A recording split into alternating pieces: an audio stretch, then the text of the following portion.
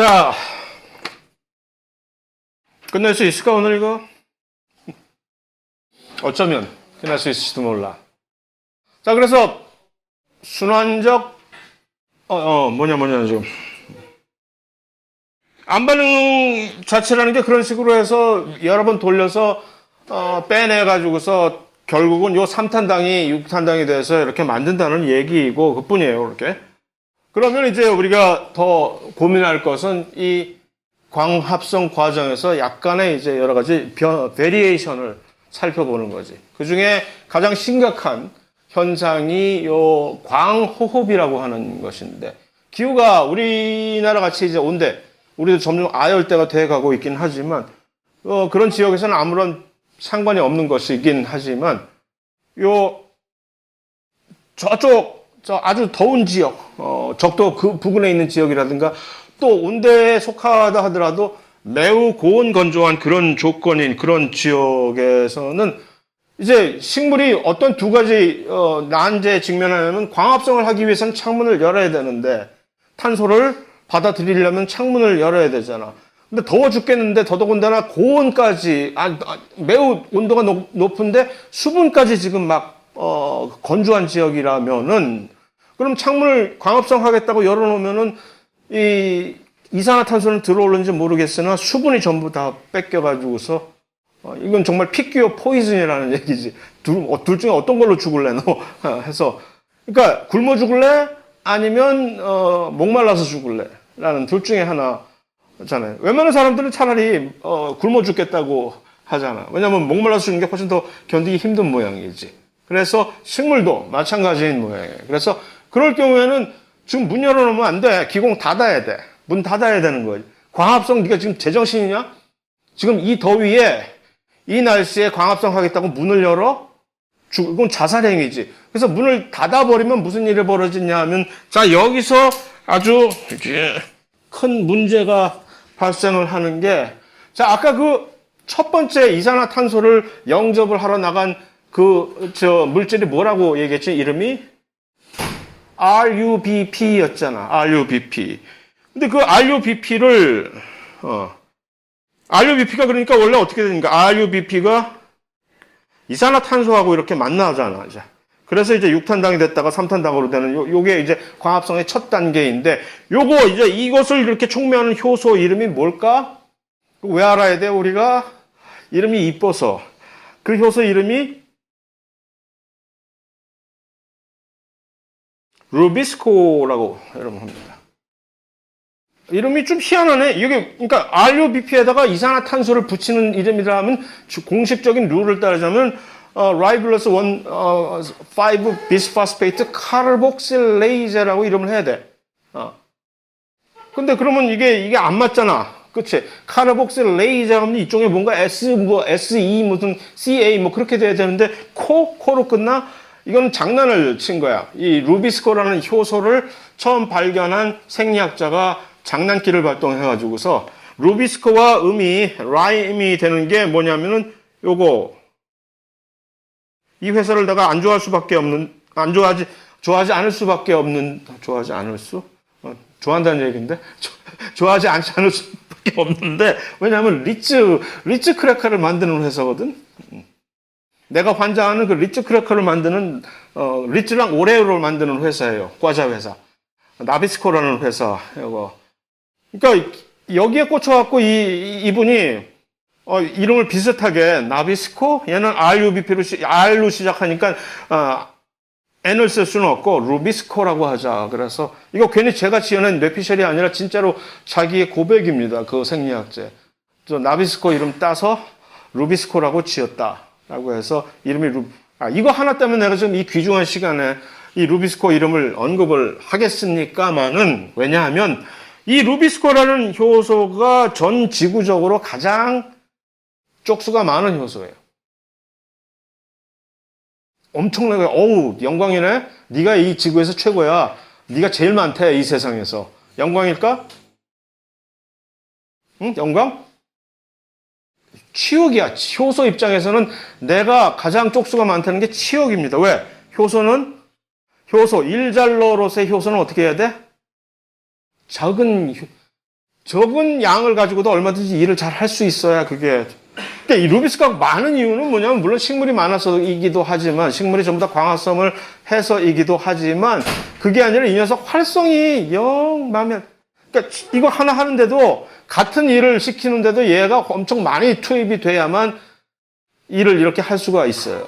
그러니까 원래 이제 못마땅한 녀석이에요. 루비스코라고 하는 이 친구의 활성은 매우 인상적이지 않은 효소입니다.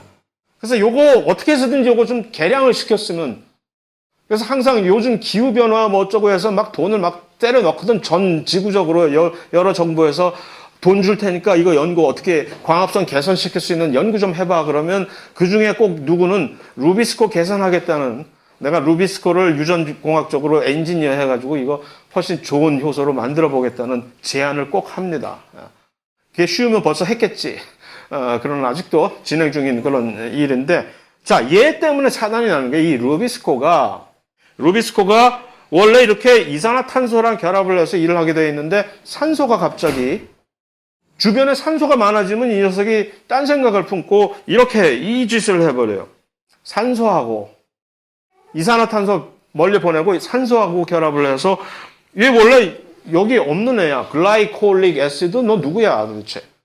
이게 들어가려면 여기 아까 PGA 뭐 이상한 그런 애가 들어왔어야 되잖아. 이게 이산화탄소랑 붙어서. 이게 이제 큰 사단이 벌어지는 거지. 결국 루비스코가 이산화탄소 대신에, 그러니까 산소의 분압이 조금이라도 높아지면, 산소의 분압이 왜 높아져요 여기서? 문을 닫았으니까. 문을 열어놨으면 산소는 빠져나가고 이산화탄소가 들어오게 되어 있는데, 문을 닫아버렸으니 이산화탄소는 더 이상 안 들어오고, 있던 이산화탄소는 이미 켈빈에서 소진이 됐고, 남은 건 쓰레기로 계속 남아오는, 명반응은 계속 이 산소를 쓰레기로 배출을 해낼 거 아니에요. 그러니까 그 산소만 지금 돌아다닌단 말이야. 그러니까 그 산소하고 켈빈이 딱 보니까 켈빈 회로에서 산소만 있는데 루비스코가 드디어 산소랑 짝짝꿍이 돼가지고서 일을 벌이네. 그게 바로 광호흡이라는 얘기입니다. 아니, 이 켈빈이 돌아가서 이제 이산화탄소랑 붙어야 되는 녀석이 산소하고 붙어서 호흡을 해버리네? 라는 얘기지. 그죠? 그게 광호흡이 왜 안 좋으냐 하면은, 여기서 집 나가버리는 거지. 얘는 켈빈에서 돌아갈 애가 아니잖아요. 그러니까 이 켈빈이 잠시 일시 정지하고 얘가 들어가서, 그러니까 얘가 집 나가 가출을 해버리면 이제 난리가 나잖아요, 식물에서는. 그러니까 얘를 다시 설득을 해가지고서 다시 이 형태로, 이 삼탄당 형태로 PGA로 돌려서 다시 되돌아오게 하려는데, 여기 두 개의 서로 다른 기관이 개입을 합니다. 미토콘드리아하고 페록시솜이라고 하는, 이게 이제 우리나라에서는 퍼옥시솜이라고 발음을 하는, 이게 페록사이드라고, 하이드로전 페록사이드 과산화수소 있잖아요. 그런 이제 이 활성산소가 세포에서 만들어지면, 그러니까 페록시솜은 식물에도 있고 우리한테 동물에도 있는데, 그러니까 페록사이드의 뜻에서 페록시솜이라고, 그것을 이제 환원시키는 그런 효소들이 있는 데인데, 그거를 이제 우리나라에서는 퍼옥시솜이라고 발음을 해서, 얘가 하는 일에 단소를 제공하는데 조금 실패를 하는, 페록시솜이라고 했으면 금방 연상이 되잖아. 페록사이드하고. 어쨌든 마이토콘드리아하고 페록시솜이 같이 연합작전을 벌여가지고 이 녀석을 막 설득해가지고 다시 일로 끌고 오는 거예요. 다시 돌아오게 해요. 그래야 켈빈은 돌려야 될 거 아니에요. 그래서 들어보내는데, 그동안에 내가 지출한 경비가 얼마겠어. 이 녀석을 설득해가지고 다시 돌아오게 하는데, 미토콘드리아랑 페록시솜에서 쓴 경비, 에너지로. 그 다음에 이러면서 유실된 탄소, 이 아까운 나의 탄소, 이게 다 밥인데, 이게 한 50%가 여기서 유실이 되어버리는, 그러니까 엄청난 낭비라는 얘기예요, 낭비. 일단 그런 자세한 얘기는 뭐 나중에 관심 있는 사람은 찾아보면 될 것이고, 요거는 광호흡이 생기면 낭비, 이렇게 되는 거지. 생산성이 떨어질 수밖에 없는 거지. 그럼 이거를 해결을 해야지, 당연히. 광호흡이 안 벌어지게 하는. 그러면 당연히 그쪽 지역에 열대지방 또는 아열대에 있는 식물들은 진화를 했겠지. 이런 폐단을 어떻게 하든 없애는 진화를 한 것이 바로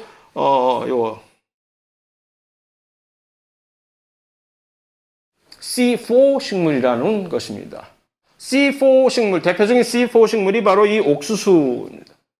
옥수수와 사탕수수 같은 경우. 딱 보면 옥수수 그러면 물론 미국에서 저쪽 따뜻한 곳에서 자라는 것이긴 하지만 미국에서 자라는 옥수수 보면은 이거 뭐 나의 도저히 내가 넘사벽 내가 옥수수 연구를 할 수 없었던 이유 옥수수를 교배시키려면 내가 한 키는 2m는 돼야 안 그러면 사다리 타고 올라가야 돼. 그 정도로 이따만하게 보통 큰데 뭐 영화 같은 데 보면 케빈 코스너 나오는 필드 오브 드림 같은 데 보면 야구 선수들이 옥수수 밭으로 사라져 버리잖아. 못 찾고. 그런 그 영화 안 봤구나 좀 뭐. 그래서 그런데 한국에서 그 옥수수를 데려다 심으면은 뭐 요만하잖아 그냥 우리나라 옥수수는. 옥수수는 C4 식물 맞는데 그러한 식물들이 새롭게 이제 켈빈을 돌리는 이 기전은 메커니즘은 그쪽 동네에서만 유리한 것이지 이것을 우리 온대 지방으로 데려오면 아무런 이득이 되지 않기 때문에 비실비실한 것이고 그쪽 동네에 가면 이제 활개를 치는 훨씬 유리한 이 C4가 뭐길래 C4는 요거를 그러니까 자 이런 광호흡에 문제가 되는 건 누구가 원흉이죠? 어느 녀석이 똑똑하지 못해서 이런 광호흡이 일어나는 거예요. 물론 환경 탓도 있지만 환경 탓을 해라 전부. 환경 탓이 산소가 갑자기 많아지는 이런 환경이 있긴 하지만 그래도 네가 효소가 그러면 안 되지. 아무리 환경이 변했다 해도 루비스코 때문에 그렇잖아. 그 루비스코가 똑똑하지 못해가지고서 이런 일이 벌어지는 거야. 그러니까 식물의 입장에서는 어떻게 하면 좋지? 얘를 그렇다고 버릴 수도 없고 루비스코 없이는 켈빈이 안 돌아가는 거예요. 현재로서는. 켈빈을 처음에 시작할 때 루비스코 대신에 누군가를 대체할 수 있다면 참 좋겠으나 아직까지는 그런 대안자를 찾아내지 못하니까 그럼 어떻게 할까? 일단 루비스코를 그런 일이 벌어지지 않는 환경을 만들어주자라고 하는 메커니즘이 바로 이 C4 식물의 메커니즘입니다. C4 경로라고 얘기를 하는데 이거 처음 들어봐요? C4? 여러분들? 고등학교에서 배워본 적 없어? C4? 없어? 그렇구나. 안타깝네. 그래서 이거는 이 탄소를 받아들이는 문을 열어야 되는데 그 문을 열고 있는 상태에서 문제가 되니까 거기서 오히려 산소 분압이 많이 높아지고 그러니까 이 탄소를 일단 받아들이는 이쪽 공간과 실제로 켈빈 회로가 돌아가는 공간을 칸막이를 쳐갖고 공간적으로 분리를 해서 새롭게 진화하는 식물이 C4 식물입니다. 그래서 갑자기 모든 광합성은 잎에 있는 소위 말하는 여육세포라는 곳에서 됐었는데 갑자기 새롭게 이상한 세포가 생겨버린 거야. 다발초세포라고 해서 이걸 새로 만들어냈어. 이 관다발 근처에. 이 관다발이라는 얘기는 식물에서 물을 수송을 하는 그 파이프, 수도관 같은 곳인데 그 옆에다가 새로운 공간을 신축을 했어. 다발초세포라고 해서. 또는 이것을 어떤 데서는 유관속초세포라고 합니다. 번역을 할 때 이런 식으로 항상 이 견해가 엇갈리는 경우가 있어가지고서 어떤 사람들은 이것을 유관속초라고 하고 어떤 사람은 다발초라고 하고 똑같은 영어 번들시스를 말이요. 어쨌든 그래서 켈빈이 돌아가는 곳과 탄소가 일단 처음에 포집이 되는 그 두 장소를 바꿔버리는 거야. 처음에 여비육세포는 훨씬 더 기공에 가까우니까 여비육세포에서는 기공을 열고 탄소야 들어와라 막 이러는 거지. 그래가지고 탄소가 들어오게 한 다음에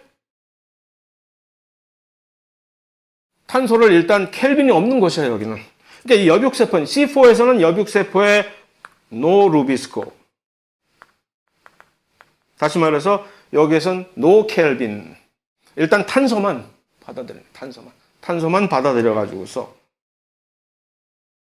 보관하고 있다가 이제 저 밑에 있는 아래 동네에 있는 저 관다발 세포에다가 갖다가 전해주는 게 바로 이 C4 메커니즘입니다.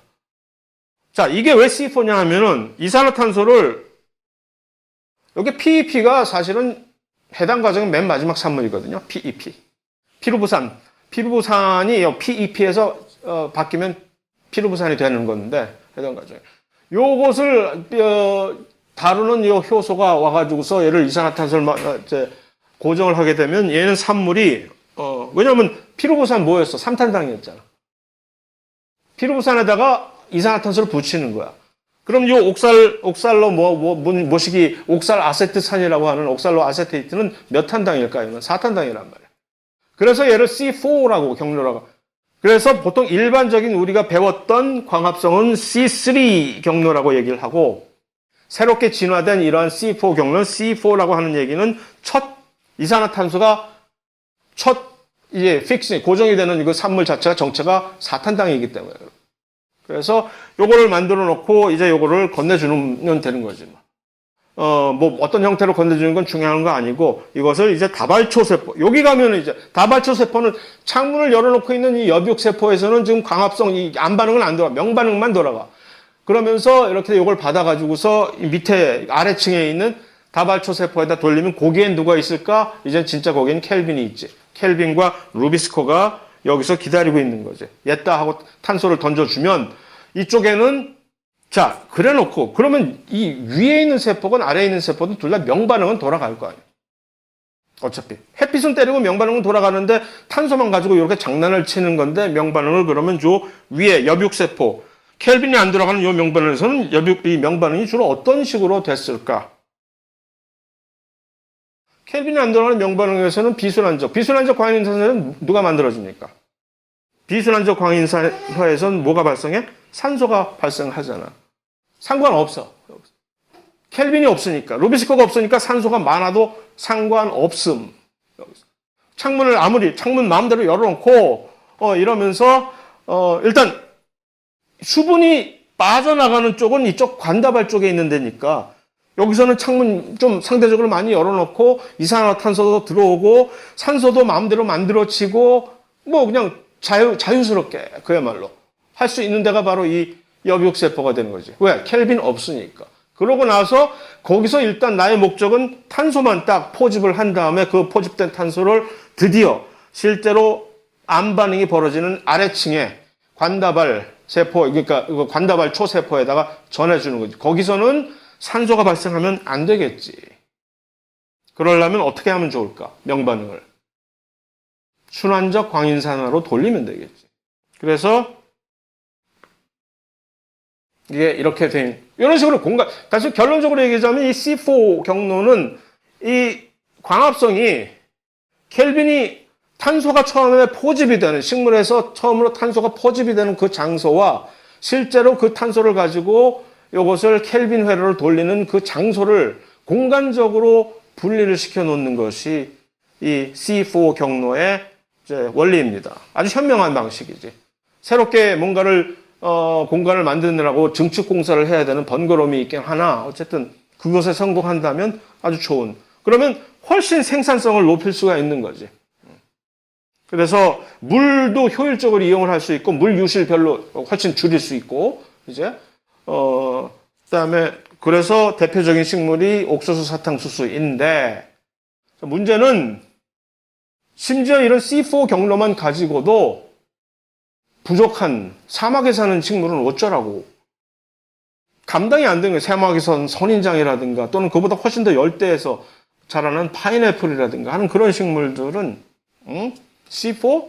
들어오는 봤는데 내가 그거 가지고 해서 도저히 내가 광합성 못한다. 이런 기후에서는 너도 여기서 한번 살아봐라. 이렇게 된단 말이에요. 그러니까 새로운 캠이라고 줄여서 얘기하는 크래슐레이시안 애시드라고 하는 게 어떤 특정한 식물, 크래슐레이시에이라고 하는 식물 과의 이름인데, 어떤 뭐 식물학자가 누군가가 이걸 수액을 아침에 이 사람 수액을 한번 맛보다가 갑자기 어우 쉬어 하고 깜짝 놀라가지고서 그래서 얘를 크래슐레이션 애시드를 가지고 있는 대사라고 해서 캠이라고 하는데, 얘는 뭐냐면 시간적 분리, 결국 아까 얘기한 그 켈빈이 돌아가는 것과 이산화탄소가 포집이 되는 그 장소적인 분리 갖고는 될 일이 아니니까 이것을 밤낮으로 아까 얼핏 운을 띄웠던 선선할 때 문을 열어놓고 이산화탄소야 오너라 하고 받아놓고 기다렸다가 동이 트면, 왜냐하면 켈빈은 불행하게도 빛이 있어야만 된다고 얘기했잖아요. 그러니까 해가 뜰 때까지 기다렸다가 해가 뜨면 얘를 이제 자 여기 있다 하고 이렇게 다시 내주는 거지. 이게 둘 다 아까 이게 탄소를 그런 식으로 저장하는 이런 형태가 말산이라고 해서 말릭 애시드, 그게 산이잖아. 시다고. 예. 그래서 요 이름이 그렇게 붙은 건데 그건 역시 중요한 건 아니고 자 공간적과 시간적인 이 두 차이가 바로 C4와 캠 대사의 차별화라는 얘기입니다. 그래서 밤에는 그러니까 아까 봤던 그 얘네들을 그대로 다시 다 등장하는 거예요. C4에서 봤던 PEP 카복실레이저라든가 또는 얘네들이 C4의 형태로 포집이 되는 이건 똑같이 그대로 존재해. 다만 요게 아까는 칸막이를 쳐놨었는데 C4에서는 요것과 이 켈빈이 돌아가는 장소를 칸막이를 쳐서 두 가지 분리가 된 세포였으나 칸막이 없이 같은 공간에서 이것이 둘 다 이루어지는데 오전반, 오후반으로 나눠서 일을 한다는 얘기죠. 뭐 그런 얘기예요. 그래서 이런 거 갖고 뭐 하면은 이제 뭐 비교하는 거 그건 뭐 한번 읽어보시면 되고 C3와 같이 뭐 물론 이걸 가지고 또 이렇게 베리에이션을 시켜서 경우에 따라서는 박쥐처럼 조건을 따라서 그냥 일반적인 이거 C3를 하다가 갑자기 C4로 돌변하는 희한한 녀석도 있고 여러 가지 다 가능성이 불가능은 없다라는 걸로 요것은 마무리를 하면 되는 것이고 일일이 요런 것들을 일일이 디테일을 기억을 해야 될 가치는 없는 것이고 여러분들이 입장에서는 그런 겁니다. 끝났네. 뭐야 이거? 이건 아니다. 왜 이렇게 빨리 끝냈어? 자, 어쨌든 자 그러면 이제 끝내야 되겠네. 그래서 한 학기 동안 수고하셨고 마지막 남은 마무리 시험 준비 잘 하시고 좋은 여름방학 보내시오. 자.